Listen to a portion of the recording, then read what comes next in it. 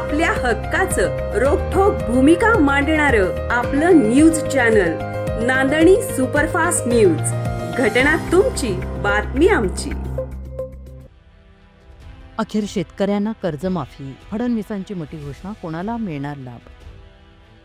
मुख्यमंत्री देवेंद्र फडणवीस यांनी आज राज्याचा अर्थसंकल्प सादर केला. यावेळी त्यांनी शेतकरी कर्जमाफी संदर्भात मोठी घोषणा केली. राज्यातल्या शेतकऱ्यांच्या कर्जमाफीसाठी समिती स्थापन केली आहे. 30 सप्टेंबर 2025 पर्यंत पीक कर्ज थकीत असलेल्या शेतकऱ्यांना 2 लाख रुपयांपर्यंत कर्जमाफी देणारी पुण्यश्लोक अहिल्याबाई होळकर शेतकरी कर्जमाफी योजना जाहीर करण्यात आली आहे. या योजनेनुसार आता ज्या शेतकऱ्यांचं 2 लाखांपर्यंतचं कर्ज थकीत आहे त्यांना आता कर्जमाफी मिळणार आहे.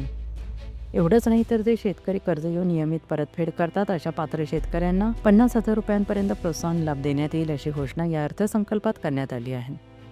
बँकिंग यंत्रणा सक्षम असावी यासाठी समितीच्या शिफारशीनुसार निर्णय घेऊ.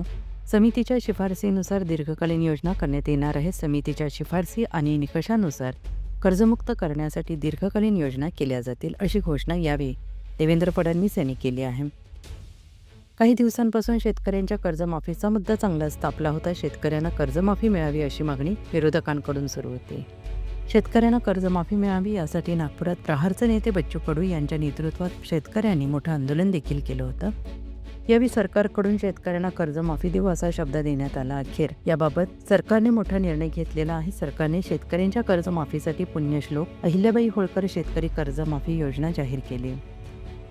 या योजनेअंतर्गत 30 सप्टेंबर 2025 पर्यंत ज्या शेतकऱ्यांचं कर्ज थकीत आहे त्या शेतकऱ्यांना 2 लाखांपर्यंत कर्जमाफी मिळणार आहे.